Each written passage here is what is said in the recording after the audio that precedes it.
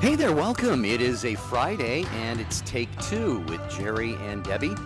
I am Jerry Usher, along with Debbie Georgiani and you. And you are the one, you make the show, you drive the show. And today we're going to have, I think, a really enlightening discussion about just an amazing reality that we sometimes, I don't know if neglect is too strong of a word, but sometimes we just don't give enough attention to or devotion to the angels, and especially our guardian angel. So we would love to have you join us and maybe share with us, how you turn to your guardian angel or the angels in general and just cultivate a devotion to them, a relationship with them, and let them go to work for you. We got St. Michael. We got the angels who can do spiritual warfare for us and also lead us and guide us and try and draw our hearts closer to God. So what's your take on this? 1-833 288 EWTN. And Debbie is in Toledo for the final day of Annunciation Radio's Pledge Drive, and we got her by phone today. Hi, Deb. Hi, can you hear me okay? I can hear you great, yeah. Oh, good. Jerry, this is not an accident or a coincidence or anything like that. It's so common when you've studied angels for many years. It's always the dark one that doesn't want it to be expressed on the great gift that God gave us of our guardian angels. And wouldn't you know it, just a minute before we started the show, the unit that I used to broadcast, EWTN, was unable to connect with me. And it doesn't surprise me at all. So that's why, thank goodness for cell phones, I'm able to call in because I've studied angels for many, many years. And as Padre Pio, if you read about Padre Pio, he'll tell you that he would have told you when he was alive about how the great devotion that we overlook all the time with the angels, and how they're right there helping us, guiding us, guarding us on our road to heaven, and that's their role. And so I'm excited we're talking about it today, Jerry. Me too. I actually have a litany of saints that I pray to in the morning, and prayers to the Lord and to the Father. And Debbie, every morning I ask my guardian angel. Here's the it's kind of an odd phrase. It might sound odd to some people, but I ask my guardian angel to tempt me toward all that is good and of God, and away from all that is evil and of Satan. And I use that word tempt kind of in the sense of, woo me, or, entice me toward all those things that are of God, and away from all those things that are of the evil one. And so, yeah, I personally, Debbie, for decades now have had this relationship, this prayerful relationship with my guardian angel. And boy, has my angel helped me out in a lot of situations. Well, absolutely. And that's mainly because, Jerry, you acknowledge the gift that God has given you in the guardian angel. Most people don't acknowledge it, and it's very unfortunate. And in fact, even I wish I could pull it up on my phone, but I'm using my phone to call in for the show. And Mother Angelica, there's a great quote about how of what pure spirits the angels are, and no two are alike, and they're there right beside us. From the womb to the tomb, I mean, they are there, and it's unfortunate that so many like to put angels as some kind of cute little decoration or something on a shelf, and just say, "Oh, that's a nice little gesture," but it's not real. It is real, and our church, the doctrine of angels it has always been a part of our church tradition, and it's just an amazing added gift that God gives us, because He doesn't want us to be alone. He doesn't want us to feel like we're so far disconnected from heaven. He wants us to feel connected, and the angels have seen the face of God. So here they are as our companions, our guards, our guides, to get us to the face of God. When you think about it like that, I don't know why anyone would ever feel like they're alone if you just would acknowledge the angels. So as you can tell, Jerry, I'm very passionate about it. I pray that all of our listeners are as well, and that we walk away from this brief hour together, with a better understanding of the guardian angels, and based on Scripture, based in church tradition, and that we start acknowledging and recognizing the benefit that they can be to us.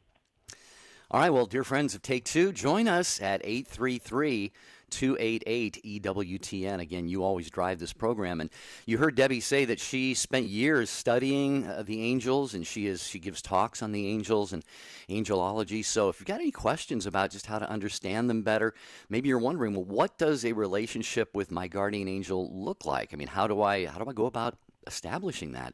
I know that Debbie especially, but perhaps both of us can share some thoughts on that. We're talking today about My Guardian Angel is Right Beside Me, 833-288-EWTN. Yeah, and Debbie, just along the lines of what you're talking about, people tend to reduce the angels, I think, to those, like you said, the little porcelain figurines or these mythical figures, or you see them in paintings, looking all, kind of soft and wimpy sometimes, and they are. I'm sure they're beautiful. We get the cherub-cheeked ones and all of that. But my goodness, all through the Bible we see the mission, the work of the angels. At the Annunciation, and angels appearing to people all the time, and they appeared to Jesus, and ministered to him in the garden. So these are beings that God really calls upon to do some important work. Oh, absolutely. That's why each and every one of us has our own individual guardian angel, and they were assigned to us, and it's Psalm 91 confirms that, and Scripture does not lie, and that's why a lot of folks they've actually printed out Psalm 91, and they carry it in their wallets or in their purses, and I think that's a great thing to do, to remind us that we're never alone, and it's really a good it's a good thing, Jerry, if we understand how God what his plan was for us, and the fact that we could have this pure spirit that travels with us all the days of our life, and constantly in those gentle whispers. Our guardian angel cannot affect our free will. I mean, that's a gift from God that we have, but they can be there. And when we are doing God's will, they are encouraging us. When we are not doing God's will, they don't abandon us. They are praying for us because they are pulling for us. It's a very interesting relationship, and that's why it's important for us to look at the saints and how they had their relationships with guardian angels like Padre Pio and others, because then we can get a better understanding on how to relate to the angels. So I'm looking forward to this, Jerry. I hope we focus totally on the guardian angels. It would be hard to cover all the other, aspects of angels, like the archangels and the different choirs of angels. It would be hard to cover that in this brief hour, but at least if we can focus on the guardian angels, that would be a good start. Right. I would love to hear from anyone. If you've got a story about maybe you just sensed your guardian angel kind of directing you out of danger. I think, Debbie, of this probably a handful of times in my life. I've been driving freeway speed and lots of busy traffic, and I'm just about to change lanes, and for whatever reason I just something makes me pause, and I say, no, I'll just stay in this lane for right now. And all of a sudden, zoom, a motorcycle or a car goes by me right where I was just about to. So maybe some of you who are listening have a similar story to that, where you just felt like your angel just said, wait, hold on, don't do that, do this. 833-288-3986. Debbie, phone lines are almost completely full. We got, I think that last one was just taken, so we're going to have to get to the calls here pretty soon. I know our listeners have a lot to say on this. Yeah, this would be great. And thanks for letting me be on by my cell phone. I'm sorry if it's not the perfect connection, but it's a good enough connection, and we're going to get the message out. And also, I can see the calls coming in, Jerry. But other than that, I don't have much computer access. So I'm going to follow your lead, and sure. I'll just impart what I know about guardian angels and hope that'll help everyone. All right. Take two with Jerry and Debbie on this Friday. We are talking about your guardian angel right beside you. Do you tap into your personal protector and guide on a regular basis? Let's talk about it on Take Two.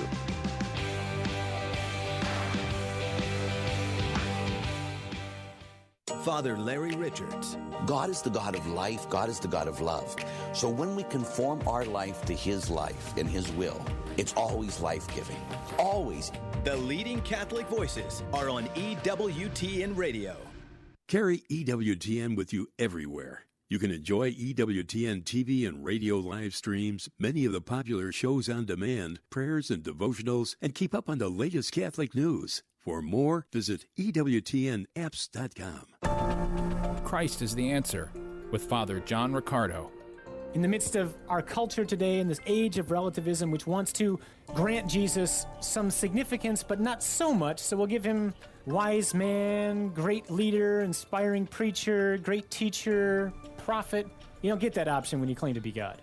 What reasons do we have to believe that he is who he said he is? And it's important, again, to employ the use of our reason and to understand that faith is not blind. My faith, and please God, the faith of everyone here, is not blind. It rests on something. It rests on a number of things, not least of which is my own experience of God, but it also has something substantial which can be claimed through history. We're not talking about a galaxy long, long ago, far, far away when we talk about Jesus. We're talking about a precise moment in history which has been testified to by countless testimonies. And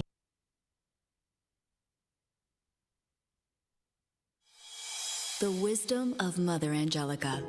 Your imperfections are steps to holiness. They make you humble. They make you more determined to be better the next time. They give you self-knowledge. You know that you have a temper, or you're very impatient, or you're very hateful, or you're unkind, unloving, all the things we are. If you have a problem with drinking, don't accept an invitation to a cocktail party. You're not going to stand there with ginger ale in your hand. So you put yourself in temptation. The purpose the Lord allows us to retain our imperfection is an overcoming. I choose between God or myself or the world or the enemy. For more information on Mother Angelica, visit Religious Catalog at EWTNRC.com. We need Catholic radio because we need the voice of the church in the public forum. We live in a time that the secular voice dominates so thoroughly that we need to get that Catholic perspective out. Just as Fulton Sheen used radio and TV in the last century, we need to continue to use this means to announce the Catholic faith in the public forum. Bishop Robert Barron thinks Catholic radio is important. So should you.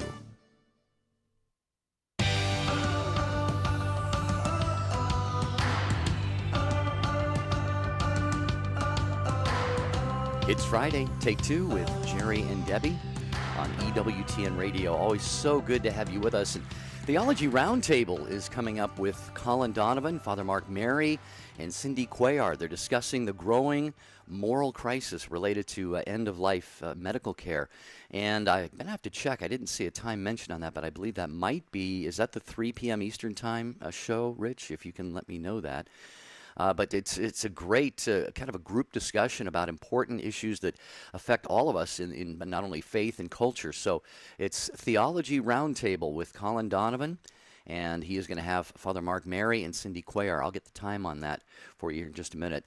We were talking about guardian angels today with Debbie Georgiani. It is one of her favorite topics. And Debbie, we are going to go to the phones. And Hugh got in first in Cleveland, listening on The Rock to Take Two with Jerry and Debbie. Hi, Hugh. Welcome. Hello. Hi there. Hello, how you doing? Glad to be on the radio. Good to have you. What are your thoughts Can you on? hear me? Yeah. What are your thoughts on the guardian angels and your guardian angel? Well, my guardian angel, I've formulated my belief based on a PowerPoint presentation of Father Ralph. He said to all of us after Mass that guardian angels were created before humanity. God created more guardian angels than he did people. The number of the amount is unknown. Guardian angels cannot reproduce because they're not a sex. They're not male or female. They have a free will, just like the angels that were cast out of heaven from Satan when Satan was an angel. Typical case in point. Our guardian angel is not constrained by the dimension of time and space, meaning they go from heaven to earth in milliseconds or whatever you want to call it. Our guardian angels are not mind readers. If there's some vexing thought about anger, any temptation about immorality, about inappropriate thoughts or whatever, our guardian angel can't read our mind. We have to put our guardian angel to work and say, hey, guardian angel, the devil is tempting me to think this impure thought or to, think, this anger, resentful mindset against the person. Can you fight the devil because he's doing this to me? And I know that since you can't read my mind, Gary and Angel, I'm telling you what's on my mind. And this is what's bothering me. I'm not strong enough to fight the devil. You're stronger than he is. And that's how we have to communicate to our guardian angels. And we have to form that habit. And I'm speaking for myself. It's not an easy habit to form because we tend to lean to our own understanding and mindset. And that's why we have to pray to God and say, God, help me form the mindset of having the to rely on my guardian angel when I feel the evil one tempting me. And when I did that a few times, I could felt some kind of relief, believe it or not. Temptation. Wow. Well, Hugh, can I jump in there real quickly because I think I heard you said that your pastor or your priest described guardian angels, and I wouldn't disagree with anything. Actually, everything you said was very, very well spoken about angels. The one thing I would just add to that is that when you said about guardian angels or angels have free will, when they were created by God, and we know this from St. Thomas Aquinas did a great job at describing angels in his Summa Theologicae, and I'll tell you, it's interesting. That's how we learned a lot about that, and we learned it over time. But when you talk about free will, okay, they don't have free will the same way we have free will, and I just want to tweak that a bit because it's very important. Yeah, when they saw the face of God, when they were created, they had that choice. At that point, they had that choice. That's the way they were designed. Once they made that choice, their will stays there completely. It's a perfect will. Whereas we could make the choice. See, because we are human, we develop a relationship with God. And so we constantly are faced with the choices of, are we going to go closer to God or further away? The angels, once they made their decision sticks. And the reason why, because that's the way they were designed, okay? That's the way they were created by God. But Hugh, the reason why I had to say that and jump in is because the next question that may come up is, okay, if that's the case, if they have free will, then could the devil choose to be good all of a sudden? No. The devil made the choice. Lucifer made the choice, and once he makes the choice, that is forever. That's the way he was designed. That's why it's very important we distinguish that, because angels are very different from human beings. They're pure spirits. So I hope that helps that a little bit, because that'll also clear up any future questions about if the fallen angels could change their mind. No, they have a definite will. And yes, you are correct. They cannot interrupt or direct our will. That is a gift that was given by God to us, but they can inspire, and they can inspire if we acknowledge their existence. And so what you said about talking to them out loud or praying to them and asking them to help you, that's similar to what Padre Pio did. And so, yes, you're developing that relationship with them. So I hope that just kind of fills in a little bit there. And does that work, Hugh? Yes. My next question, I'd like you to clarify something. When the priest did say your angels are not mind readers because they're not God, was that an accurate statement? The angels are not mind readers. No, you know how they're not. But God can allow them to know anything. I'm sorry. Right, God can allow them to. Okay, just like for example, God I don't can know what's allow on your them. mind 24 hours, no more than they would know what's on. I don't know what's. They probably don't know what's on my mind, no more than I know what's on your mind 24 hours. Am I right or wrong?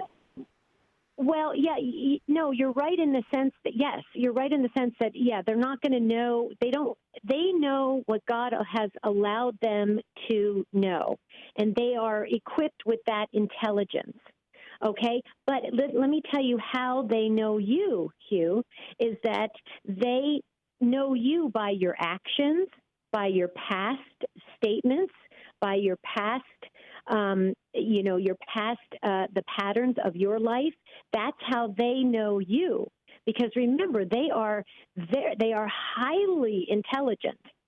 Okay, so they are observing you. I mean, you got to think of it like this: they are observing every little nuance of your being. So if you have somebody who's next to you all the time that's observing you 24 hours a day, 7 days a week, you're going to know a lot about them. Could you say that they almost could read your mind? I would say sometimes you could almost say that, because when when another being is that close to you, they get to know you pretty well. Does that kind of make that? Does that fill that into you? Yes. Okay. What you're saying is, you would know your children by their antecedent behavior, right? Well, a guardian angel would know me by my antecedent behavior, right? Am I right or wrong? Right. Yeah, I think that's what you were absolutely. just saying, Debbie. And like you said, it's think about husband and wife, parent and child. When you are around them so much and so intimately, it's the phrase that I like that comes to my mind is like they're almost inside your head. They kind of can anticipate what your actions are based on what they've been before. And it's not this perfect science or anything, but yeah, our angels do know us very, very well, Hugh. And again, as Debbie said, whatever God allows them to know, in addition to that, is added on top. So thanks, Hugh, for your call. Right. Yeah. Go ahead. Jerry, real quickly, it's like twins. Whenever you have twins, people always say, "Oh, look, the two of them can read each other's mind because they're twins." Well, you know why? Because they have been together so closely from the moment they were born. And so, but can another twin read the other twin's mind? I don't think so, but it almost seems like they can, right, Jer? Right. All right, thanks again, Hugh. We appreciate that. A lot of takes still to come talking about your guardian angel today. Sue is next in Erie, Pennsylvania, listening on the Station of the Cross. Hi, Sue. Thanks for your patience. Welcome to Take Two with Jerry and Debbie. Hi, how are you doing? Good, Sue. How are you? Good. Nice to be on with you.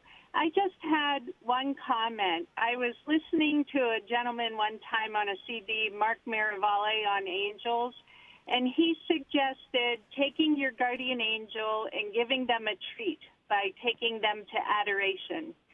So whenever I go to adoration now, I'm often thinking of my guardian angel and how that's nice for my angel to be in the presence of God with me. Well, that is beautiful, Sue. Actually, I have a similar practice in my own life. I hadn't really thought about what you just said, that when I go to adoration, it's giving a gift or a treat to my guardian angel. But what I have done sometimes is when I'm not able to make it to adoration, I have asked my guardian angel to go before the Lord on my behalf and take my intentions and to whatever degree God allows my angel to do so, to bring back those graces to me that I would have received by going into adoration myself. Debbie, does that sound like something that we can do? Is that on the mark? Oh, yeah. Yeah, absolutely. And here's the thing: what's interesting that Mark Miravalle said that is I love that, because the angels have seen the face of God. Okay, they have seen it, and when you bring your angel, see, I love that. I've never heard that before. That is absolutely incredible, because when you bring in the angel with you to adoration, it's a foretaste of what the angel wants for you, Sue, someday in eternity, because you're going to be there with the angels, adoring and being in the beatific vision of God the Father. I mean, it's awesome. And they have seen the face. And so, yeah, absolutely. And Jerry, you were saying, I cut out a little bit. You were saying that when you can't go to adoration, you ask them to bring back the graces. Is that it? Did I get that right? Yeah, I kind of, if I can use this word, dispatch my guardian angel and say, would you go and adore Jesus in the Blessed Sacrament on my behalf? And then to whatever degree God allows, again, it's probably a mystery, but I just pray that, be there on my behalf, and if God would will it and allow it, bring me back the graces that I would have received by going there myself. Yeah, well, and your angel is always praying for you. So what you're doing is exactly that. You're just acknowledging that your angel is praying for you. So yes, I mean it's a fluid relationship. I mean, the angel, it's kind of, you have to look at it like this. The angels have seen it already. They've seen the end result. Okay, and they're doing everything it takes as long as you are open to it and you acknowledge it, they're doing everything it takes to bring you all those graces and all the blessings that they can possibly bring you to get you going and keep you on the journey to heaven. So, yeah, Jerry, I would think it was, Padre Pio enlisted the angels for pretty much everything. And, he's a role model for us. So, yeah, pretty awesome stuff. I'm learning. I'm learning and growing. One final thought, Sue. You had mentioned that you're giving the guardian angel, a gift by taking them before the Lord in the Blessed Sacrament, and you truly are. I like what Debbie said, and that is your guardian angel wants you to have that foretaste of what heaven is going to be like. And just so that we're clear, Matthew 18:10 talks about, Jesus says, "Despise not one of these little ones. I say to you that in heaven their angels are always beholding my Father, the face of my Father who's in heaven." So our guardian angels, in a sense, always are beholding the face of God. But what a great idea. Take them into adoration, and both of you get a great spiritual gift. We know you like listening to Take Two with Jerry and Debbie on EWTN Radio, but have you thought about bringing them to your next event? No matter what type of event you're hosting, parish mission, conference, or retreat, trust Jerry and Debbie to make it come alive. Begin the process today of taking your presentation to the next level of success. For information on booking Jerry and Debbie, visit take2show.com, click on the J&D logo. And this is an EWTN Bookmark Brief. I'm Doug Keck. I just finished talking with Justin Fatica and Father Peter John Cameron about the Hard as Nails ministry. Now, Father, you're coming on board full-time now, right? You Yes, had been, what? July 1st. Now, what had been your relationship prior to this? Justin and I have been friends, and I tried to offer some spiritual counsel and to give some input also to helping his missionaries at Hard as Nails since almost 9 or 10 years. So, yeah. So you're coming on board full-time. And what's that web address if people want to get in touch with you or find out more about Hard as Nails? You know where it's at, just like the UWTN series, www.rememberyouramazing.com. That's right, and it was a great series. It was. And you're continuing to do more material for us, and we love it. Thank you so much. Talking with Justin Fatica and Father Peter John Cameron about Hard as Nails ministry. Look for the whole interview coming soon here on Bookmark. And this has been a Bookmark Brief. EWTN, communicating the faith. I feel that God has been really doing a work in me in the last 5-10 years. I'm a convert to Catholicism, and I started to just really feel a passion to know more about the Catholic faith, and I started listening to Catholic radio all day. I'm not doing great things, but I'm doing small things with great love. EWTN. Live truth. Live Catholic. Hi, this is Cy Kellett. Later today on Catholic Answers Live, Father Sebastian Walsh will be here to discuss contraception in the Catholic Church. In the second hour, we got a little surprise for you. Catholic Answers Live, 6 p.m. Eastern, here on EWTN Radio. Now back to Take Two, Jerry and Debbie.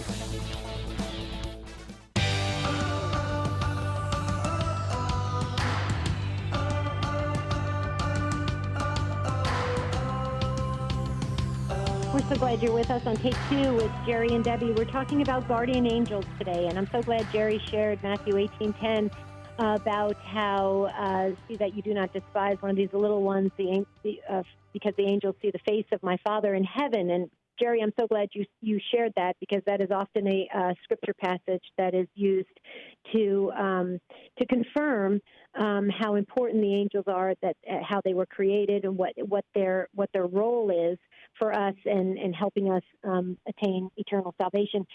Psalm 91 as well, having a guardian angel right beside us all the days of our life to guide us and guard us, and Psalm 91 is another one. Real quickly, I just wanted to say before we get back to Debbie, before we get to Debbie, I just wanted to share real quickly. I hate to be the bearer of bad news on this, but I just wanted to make sure we say this, and I understand the intention behind it. But when we have family members or friends that have died, we sometimes it's said, that they're my angel in heaven. Okay, they cannot be an angel in the true sense of the word of how an angel was created. Angels were created very specifically for a mission that God had entrusted to them. They are pure spirits. We are not pure spirits. They are not made up, male or female, with any type of material matter. They're pure spirits. And the angel is their office, the word angel is what they do. They're messengers. They are spirits in nature. And so when we die, that's not us. I mean, we can be saints. You could say that person is my little saint, small s, hopefully in heaven, but not angels. And so because angels are very specific, and they're very much they're very important to God. And so we have to acknowledge how God created everything and the purpose for each and every element that he created and what their role is. So I just wanted to clarify that, Jerry, because I'm already getting messages coming in about when people die, do they turn into angels? We do not.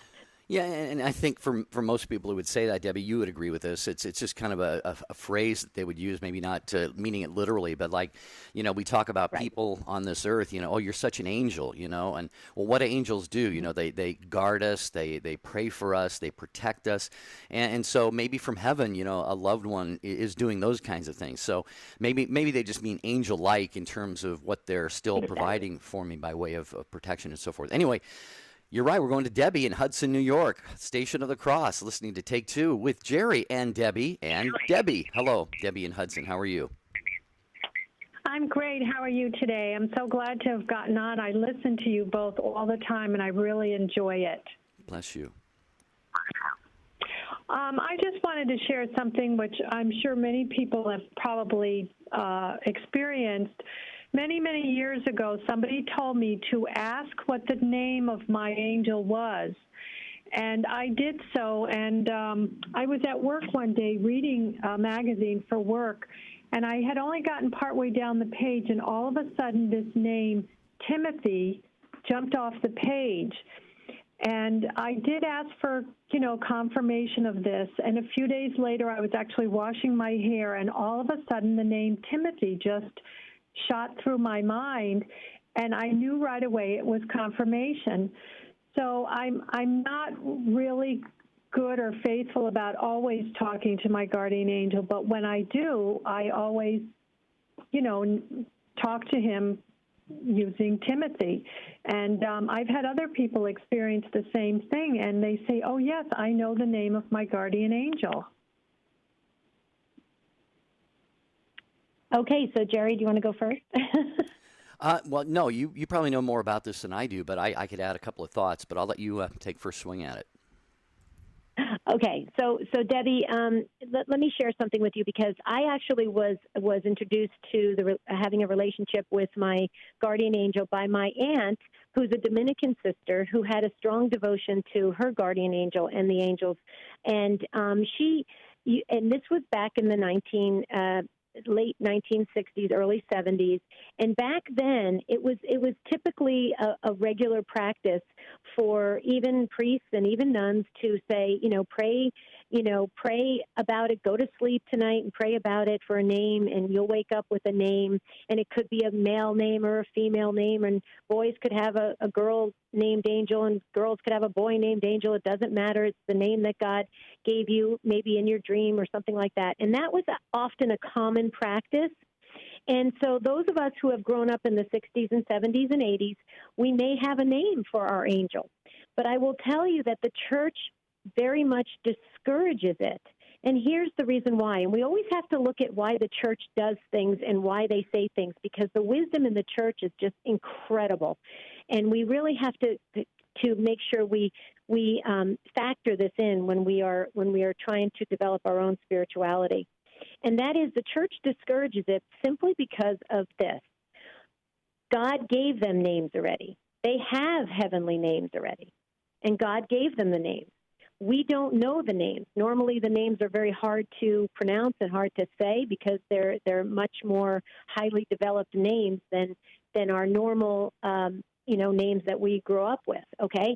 And so when we give them or we get another name, two things possibly, not necessarily, but possibly could happen.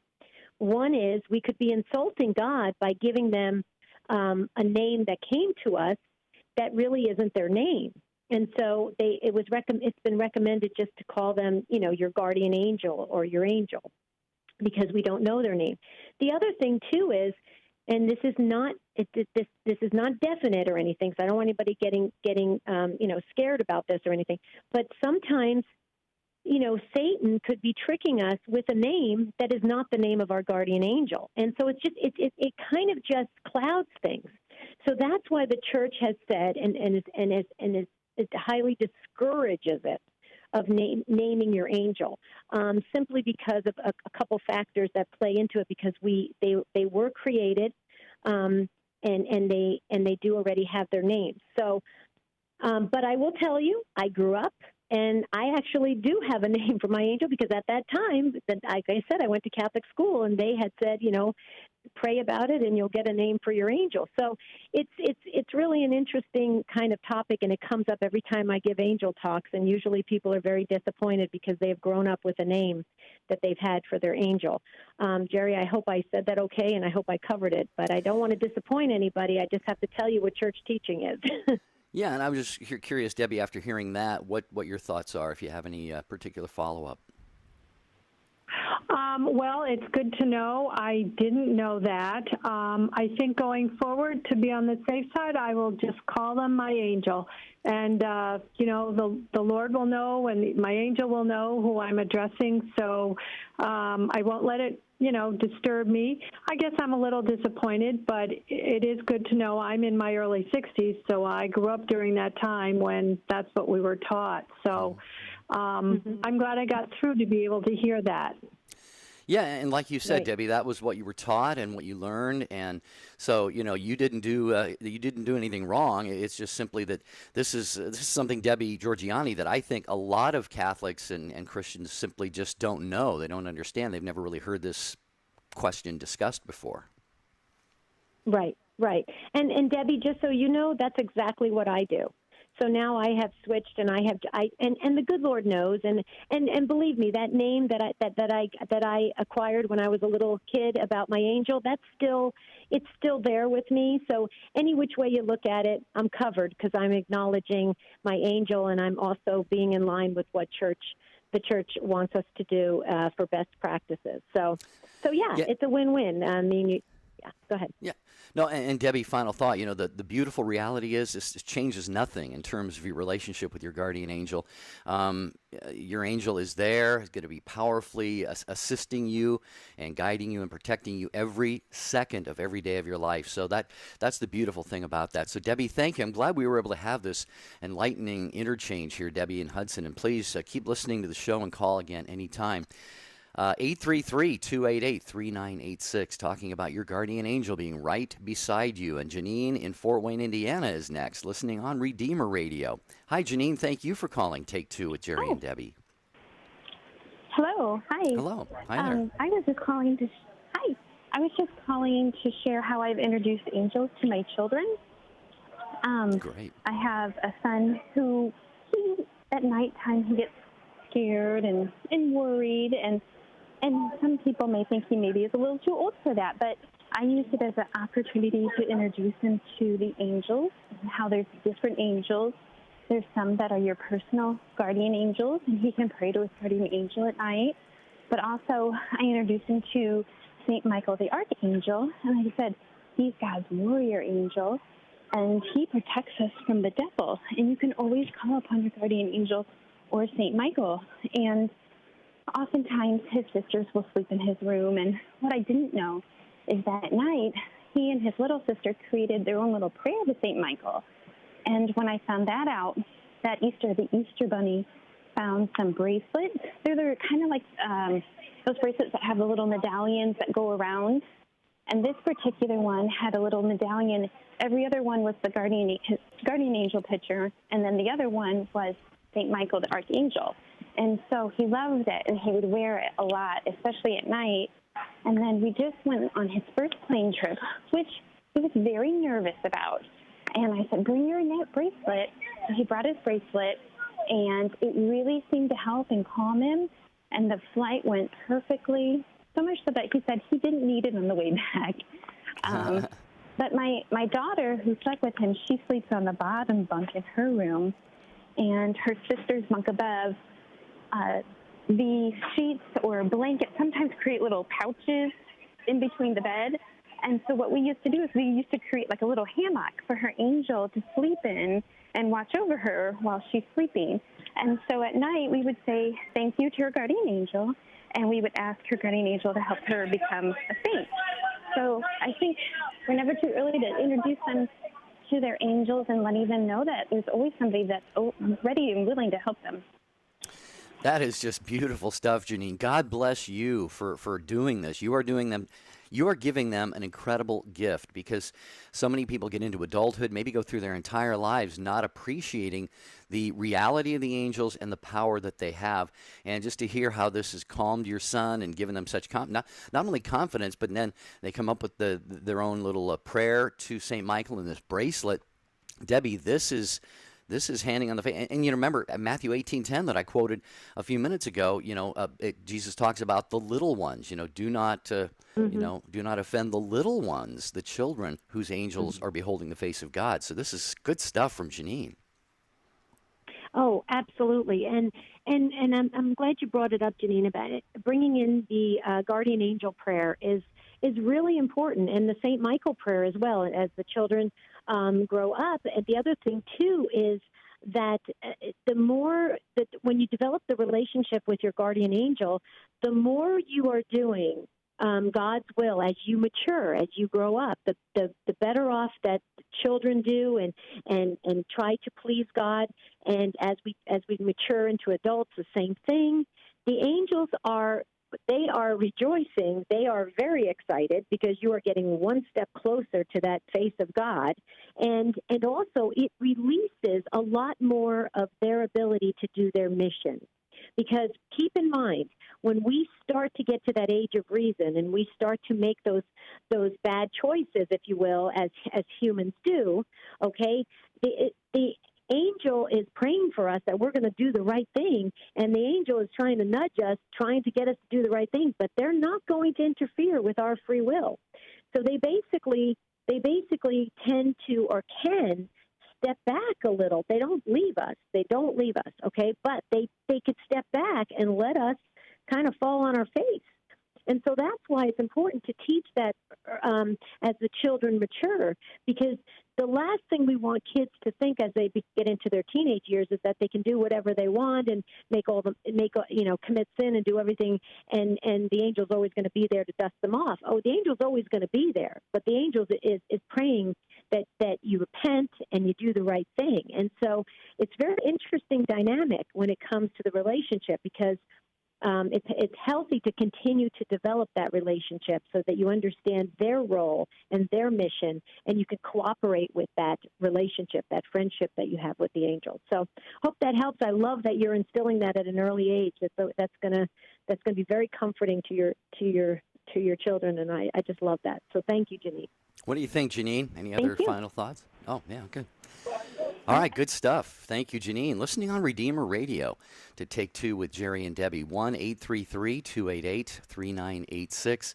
And, it's kind of like the angels. You could almost think of them as kind of missionaries. They're out doing God's work in our lives. And every one of us can be a missionary for EWTN, the world's largest religious media network. How do you become an EWTN media missionary? You just go to EWTNmissionaries.com, and then you can join in sharing the eternal word with the entire world, especially your little corner of the world. If you want to get announcements in parish bulletins, in your diocesan newspaper, maybe on radio stations, or hand out bumper stickers or what have you, just go to EWTNmissionaries.com. You can sign up, and EWTN provides all of the resources that you need to do that. So take advantage of it. Okay? I love Back it. to the phones, yeah. Do we have time for some more, Jerry? Oh, yeah, sure, certainly. Okay. Chris then is up next in West Palm Beach, Florida, on EWTN.com. Hi, Chris. Welcome to Take Two with Jerry and Debbie. Hi. Thanks for taking my call.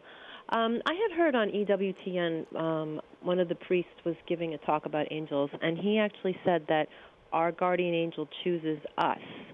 Have you ever heard that? God just assigns them, whoever. Yeah. I have never heard that, and I'm happy to do some research on that, Chris. In the many years that I've studied angels, I have never heard that. But I don't. I mean, I wouldn't doubt it yet until I research it and delve into it further. The reason why, and I would never disagree with what priests say, especially on EWTN, because they're fabulous. But I would just say though, the reason why. Initially, if I was just hearing that for the first time, I would think that God chooses the angel for us is because the angels have seen the face of God, okay? And so they are given a mission by God to be ministering here on earth as our companion, as our guardian angel.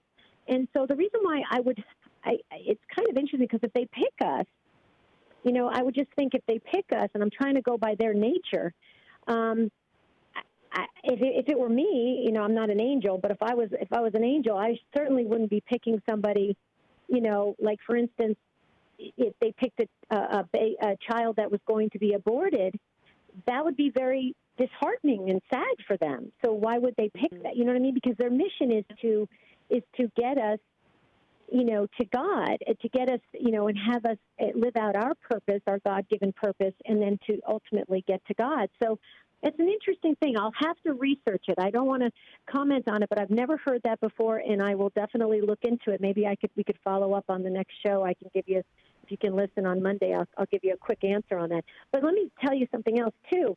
We posted on take2show.com. We also posted there's a wonderful book all about the angels by Father Paul O'Sullivan. And we mentioned in the angel book yesterday, Jerry, you mentioned it on EWTNRC.com, His Angels at Our Side by Father John Horgan, and that's on EWTNRC.com. But all about the angels by Father Paul O'Sullivan. I really would recommend it to everybody. It's a small little book, and I actually would give it as gifts for graduates that are graduating and going on to college. You know, get them that book. Also, Peter Kraft did a great book on angels and demons, and that's also an excellent book. And we also posted a link just to commonly asked questions about angels, and that's on take2show.com. But I'm going to research that and get back to you, okay? Does that sound good? Yeah. He said one other thing, maybe if you're researching, that our guardian angel can be from any of the choirs. And I thought that guardian angels were kind of like their own, like down where the angels are, not like the archangels or the thrones or dominions. You know what I mean? Like their own category, so to speak? Yeah, you know, the Chapel of St. Michael had the choirs, yeah. So, I don't know, that show was very interesting because I hadn't heard a lot of that. Right, I haven't heard that either. There's 9 choirs of angels, and the guardian angels are actually on the kind of the lowest level of the angels when it comes to intelligence and what they know and what God's design for them is, and the guardian angels are right there, and they're the ones that are ministering here on earth. And then, so no, I've never heard that either. I'll double check both those things, but that's fascinating. Thank you. Okay, all right, thank you. Thank you, Chris. Thank you. Have you heard that, Jerry? Which one? The about our angels choosing us, or? Yeah, I've never heard that. Yeah, I would have to agree with you. I would just think that would be something God would assign, simply because He creates them and He creates us, and He would know the perfect matchup. Like you said, it could be disappointing for an angel to pick somebody who may be a baby that was going to be aborted or something. I would just say, what guardian angel, if given the choice, would choose me? That's what I would say, but. All right, we are going to go to Diane in Illinois, listening on Sirius XM 130. Diane, thanks for your patience. Welcome to Take Two with Jerry and Debbie. Hi, how are you? Good, welcome. Mm-hmm. I was wondering, what happens to a guardian angel when someone has grown up a faithful Catholic and then they go off to college and decide they're an atheist? What happens to that guardian angel? Okay. So that angel gets busy. How it works. Right, Debbie? The angel gets busy. Yeah, exactly. Here's how it works, Diane. That angel is assigned to that person, and that angel has a mission, and the mission is to get that soul and help that soul get to heaven. Okay. Now, whatever that soul decides, is the angel sad about that? If the soul decides, I'm going to turn away from God, yes, the angel is sad, but it doesn't change the angel. Okay, the angel's not broken because guess what? The angel has already decided, has already seen the face of God. The angel knows where they're going. Okay, they go back to the Father after it's all over with, and their path has not changed. That's why a lot of people say, well, does my guardian angel, if I end up going to hell, does the guardian angel go with me? The answer is no way, no how. That ain't happening. The angel has seen the face of God, and it never changes. Okay, it doesn't change. It's not changing its will. The angel's not going to go with you down to the pits of hell. But the angel will be extremely. I mean, think about it. They've seen the face of God, so they've seen everything you could ever imagine, and so they want the soul that they were instructed to guard and guide and stay with to go with them. But it's not going to change their ultimate destiny. Although it of course, it would absolutely just sadden them beyond belief, and it would, just by looking at it from a common sense perspective. Of course, I mean, it's so sad. I mean, here the angel knows what to expect, and this poor soul is rejecting God. So I don't know if that helps you at all. But and a question I get all the time is, if I go to hell, does the angel go with me? The answer is no. All right, Diane, is that helpful? Here on Earth, though, here on Earth, that atheist. Is the guardian angel still with them while they are an atheist, or have they left? Absolutely. No, absolutely. Yeah. Absolutely. Yep. The angel never leaves the atheist, never leaves them until they leave this earth. The angel does not. They part ways. They part ways. If God forbid that atheist dies and that atheist goes to hell, that's when they part ways. That's my understanding and my research, anyway. Mm-hmm. Okay, Diane. All right. Thank you. Yeah, have a beautiful day. Yes. Go ahead, Deb. Jerry, can I share something real quick? I hope Diane's still listening. If she's got an atheist in her family or friend that is an atheist, please pray to your guardian angel, to pray to that guardian angel, just to help them along, because, Padre Pio used to enlist the guardian angels to help him in his ministry work. We can do the exact same thing. So we need to be praying to the guardian angels to kind of be helping that soul, because that soul, we should all be praying around that soul. It's a terrible thing to be rejecting God, on earth here, because we don't know what's going to happen to that soul after they die. Well, apologies to Fred and Annette and the others on the line. We are just at that point in the program here where we got to step aside and make room for Dr. Ray Garendi. But Debbie, as we close, we always welcome comments on each show at take2show.com. And Anthony sent in a comment, which is really more of a prayer, and it's a prayer that we all maybe know from our childhood or maybe have never heard before, but it's very familiar to many of us, and I thought it would be a good way to wrap up the program. Anthony just simply posted the guardian angel prayer. Angel of God, my guardian dear, to whom God's love commits me here, ever this day be at my side, to light, to guard, to rule and guide. Amen. Thank you, Anthony, for posting that, and we'll wrap things up on that note, Deb. This was a beautiful show, and I wish we could have spent several hours on it and gotten into all the other aspects of angels. But just please remember to pray and thank God for the gift of the guardian angels. They're there, they're working on our behalf, and it's a beautiful gift that God has given us. So thanks, everybody. Thanks for letting me be on the cell phone. And certainly Satan didn't want this show to happen, but you know what? We have the Powerhouse Five, St. Michael, Mother Angelica, St. Teresa of Calcutta, Padre Pio, and Our Lady of Fatima praying for us. Right, Jer? Yep. Best of Take Two with Jerry and Debbie tomorrow. What has death taught you? On Monday, are you the real deal? How do you try to be authentic at all times? Have a beautiful and blessed weekend.